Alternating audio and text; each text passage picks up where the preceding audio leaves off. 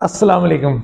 आज की इस वीडियो के अंदर मार्बल के रेट्स आपको अपडेट कर देते हैं फ्लोर के हवाले से, क्योंकि कुछ तब्दीली आई है रेट्स के अंदर और मैंने सोचा कि इसके ऊपर वीडियो बना दी जाए। मेरा नाम है उस्मान, मैं इस चैनल के ऊपर house renovation, house decoration, maintenance और खुसूसन मार्बल की बहुत सी वीडियोस अपलोड करता रहता हूँ। अगर अभी तक आपने चैनल को सब्सक्राइब नहीं किया तो इसे अभी सब्सक्राइब कर लें। और रेट्स के अलावा बहुत सी वीडियोस मैंने टिप्स एंड ट्रिक्स के ऊपर अपलोड ऑलरेडी कर रखी हैं। अगर आप चैनल टूर लेंगे तो हो सकता है आपको इंशाल्लाह वहां से फ़ायदा ज़रूर हासिल हो।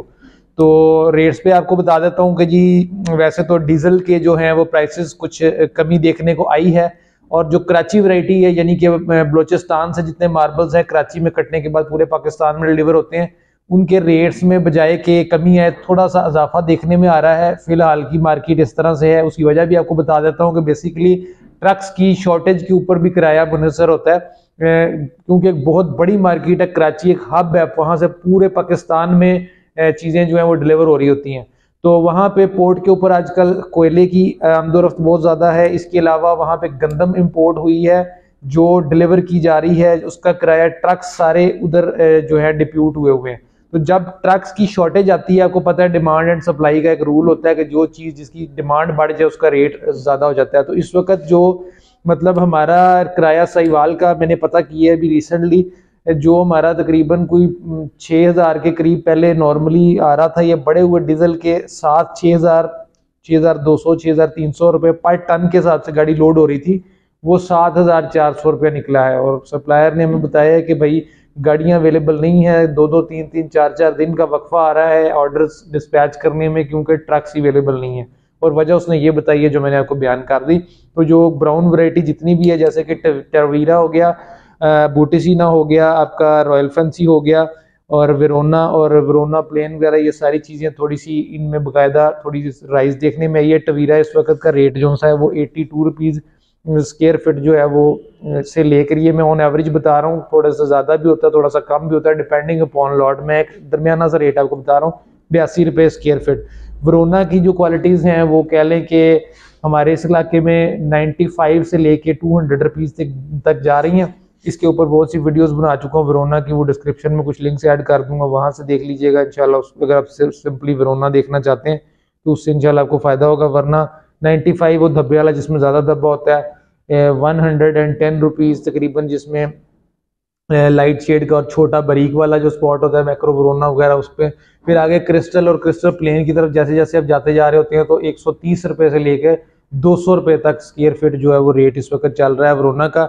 बूटीसीना 120 रुपये, रॉयल फैंसी जो है वो तकरीबन 110 रुपये, और टिप्पी जो है वो 90 से 95 रुपये के फुट के करीब चल रहा है। ये सारे जो बलोचिस्तान के वाले मैंने मार्बल आपको बता दिए जो नॉर्मली रूटीन में चलते हैं।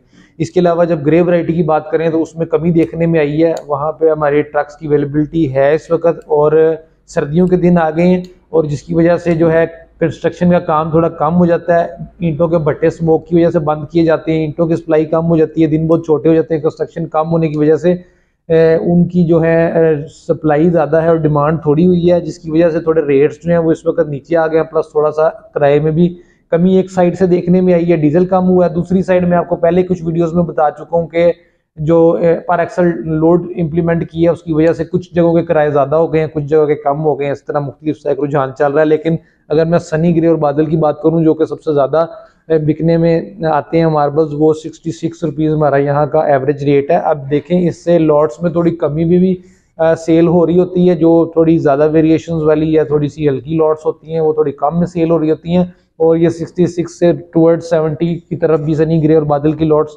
होती हैं, ये भी सेल हो रही होती हैं। दरमियाना सा जो रेट है एवरेज लेने के लिए, अंदाजा करने के लिए, वो 66 रुपीज़ है।